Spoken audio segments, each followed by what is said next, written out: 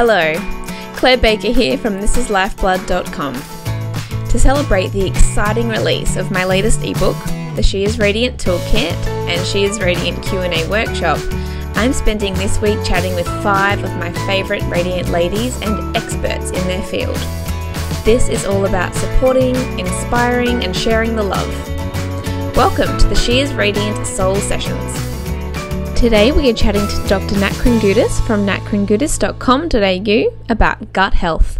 So everybody, I am so super excited to be welcoming Nat Kringoudis onto the blog today. We've had Nat on the site before, but today we're going to do a video interview, which I'm really excited because we haven't actually featured Nat on the blog in this way before. So it's so wonderful to have your beautiful face on the screen, Nat. So thank you so much for agreeing to chat with me today. Thank you. I wanted to point out how exciting is it what we're here to talk about and what we're launching. It's very exciting. It is very exciting. It is very exciting. And you're the first one off the bat today. And today we're going to be talking about gut health, which is one of the topics that we cover in the ebook. We'll get into a little bit more detail than I did in the first one. And of course, when I thought about somebody who I'd like to chat about with gut health, you were definitely the first person who sprung to mind. For those of you who don't know, Nat is a doctor of Chinese medicine and an acupuncturist and a women's hormone revolutionist, and she's the guru on women's health and happy hormones. So thrilled to have you today, Nat. Thank you, Claire. It's a pleasure. So, gut health is kind of one of those buzzwords at the moment, particularly in the wellness world, and I'm seeing it thrown around more and more, which is really exciting. But I sometimes think that there's a little bit of confusion as well around it. So could you just give us a basic rundown, like break it down for us? What is gut health? Yeah, sure. Well, I mean, the thing is that we're born with almost 3 litres of bacteria. We're not born. We develop over time 3 litres of bacteria within our digestive system, which some people are kind of freaked out by.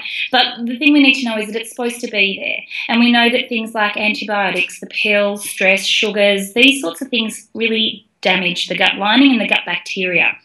So, we know that that's there to help protect our actual gut wall. We know it's there to help build our immunity. It helps us assimilate our food. Like, there's so many reasons why it's essential. Yet, we're doing all these things to damage it or remove certain strains of bacteria and not necessarily aware we need to be always replenishing it. So, it does serve as a protective barrier between your gut wall and, the inside of your gut. And what happens over time is as it is either robbed or it's taken away by antibiotics or, like I said, medications, it creates a compromised environment of that gut wall, meaning that when we eat foods like sugar or gluten or we take medications over a long period of time, it starts to actually damage that gut wall. It starts to create little like micro tears, a bit like if you cut your finger and it gets inflamed. The same thing happens in your gut. Now, what then happens is, in a nutshell, our undigested food can move outside of our gut, and that becomes a problem because our body sees it as something toxic and it goes into a frenzy to try and protect itself. That's what's called leaky gut. So when we've got this happening, we can have all sorts of symptoms, not just a sore stomach, hormone irregularities. We can see things like acne or psoriasis or skin irritations. We can see emotional problems, anxiety, like it's linked to everything. And unless we actually do something to action to heal it, your body doesn't necessarily have the ability to do that on its own. So it is a buzzword, and it is something that we've sort of all of a sudden gone, oh, you know what, we need to pay some attention. I love the fact that Chinese medicine's been working on the gut for years, forever. The gut is your pivot of your health. So if you can get that part right, everything else will follow suit. Whereas when that's compromised, your body's definitely going to tell you that something needs to change. Yeah, absolutely. I love that phrase, the pivot of your health, and it really is linked to everything, isn't it? Totally, it is. And that's the thing, we look for answers outside of something really simple, I think. But if we can start with our gut health, everything else then sorts itself out. Yeah. That is the crux of the situation where we're mad for treating symptoms. But the problem is you continuously treat symptoms, you're never going to actually fix the problem. You're only treating the evidence of the problem. So we need to come back and actually treat the root cause. absolutely. I know in my own experience, the benefits that I've had from treating that root cause, where for years and years, I guess I was doing that, looking for the Band-Aid solution and just taking whatever I needed to do to, to eradicate those symptoms instead of really looking at what was actually going on. So for me, the benefits have just been huge of starting to heal my gut. What are some of the top 3 benefits, say, that you see in women that come into the clinic or women that you work with when they start to heal their gut?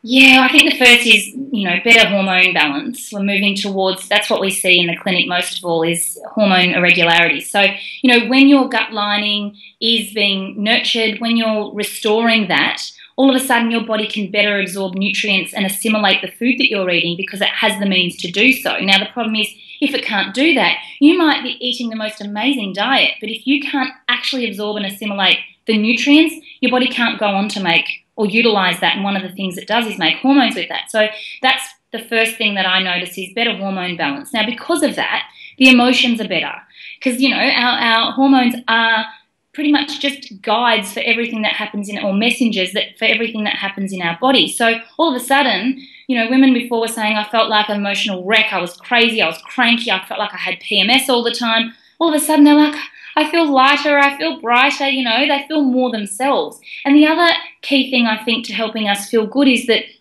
our bodies tend to follow suit. So, if we had sore stomachs before, that tends to settle down, or perhaps we were gaining weight and we didn't know why, all of a sudden our body's back to its healthy state again. So, there's so much more than 3 things, but I guess they're the top 3 things, because if we can feel good, then we're going to continue to do what's helping us to feel good. And I think that is absolute paramount to anything that we do.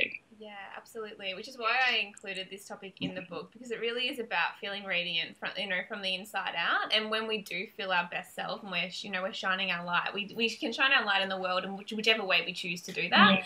But if we don't feel amazing within ourselves, then our light is dull and we don't have that by trying to do it. The other good thing that's, I think, important to just quickly touch on is that, you and I, as health professionals, we're advocating for people to follow their intuition. But when the gut health is damaged, it's very hard to follow your intuition. So, I always say to people, follow that gut feeling. But if your gut feeling or if your gut is damaged, you're not going to be able to do that. So that's the other thing that tends to come as you are healing, especially the gut, is that all of a sudden you can tune into what's right for you again, whereas before you kind of were at the mercy of listening to others to tell them what was right, and that's only ever going to end in disaster because no one knows what you need more than you. Yeah, I totally agree. I actually had that conversation with a client last week who was incredibly indecisive, and as soon as we started looking at her diet and healing her gut, suddenly, her decision making and her clarity is like spot on, and that really surprised her. But I find that so fascinating. As soon as we start to look after our gut, our intuition, and our ability to make decisions from that place is just heightened. It's awesome. Absolutely. Yeah, fantastic. So what would be, for somebody who's really new to this gut health game, but they're really looking at working on it, what would be, the first step that somebody like that could take in order to start healing their gut? Yeah, totally. It's not that difficult. You need to obviously start to include healing foods to replenish the gut flora. So probiotics and fermented foods are the only way, really, of restoring that bacteria that may have been lost through those things that we mentioned before. So your probiotic foods, things like your kefir yogurt or sauerkraut or kombucha tea, or you can take a probiotic. You can get a good quality practitioner grade probiotic if those things sound a little bit too funky to begin with. You can introduce a probiotic supplement. So, that's where I would start.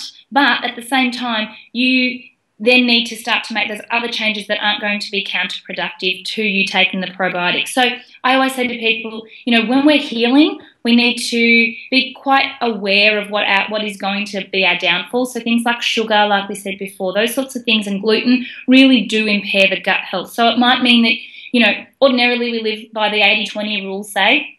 For a period of time, we might need to live by the 95-5 rule. It doesn't mean it's forever, but it's just for a short period of time as you are healing. It doesn't mean you can't ever have those things again, though, and it can be difficult to move away from, especially sugar, because it's so addictive. But if we could say, all right, well, I'm going to do this for a period of 2 weeks and see how I feel, and I can guarantee you feel amazing, so you're going to keep on doing it. So that's what I would start with, introducing the probiotic, but also being really aware about the things that will be counterproductive, like sugar and gluten. Yeah, Yeah, I love that, and I love that you mentioned that actually, because in my ebook I have a checklist that goes through the basic things that you need to be doing in order to, one, support your gut health, and two, not be counterproductive to its healing as well. So things like sugar and avoiding alcohol and gluten and things like that as well, as well as recipes. I've got sauerkraut recipes and kefir in there as well. So they're the areas that I'm looking at, because I agree it's all about bringing things into your diet, but there is also important that we are avoiding, if for a certain period of time, some things that are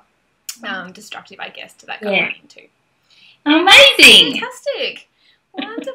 Well, thank you so much, Nat. You are just, as I said, the absolute guru on this topic, and I'm just thrilled that you took a few minutes today to have a chat with us about it. So thank you so much. It's such a pleasure. All the best with the book. I'm sure it'll be fabulous, and I can't wait to see it.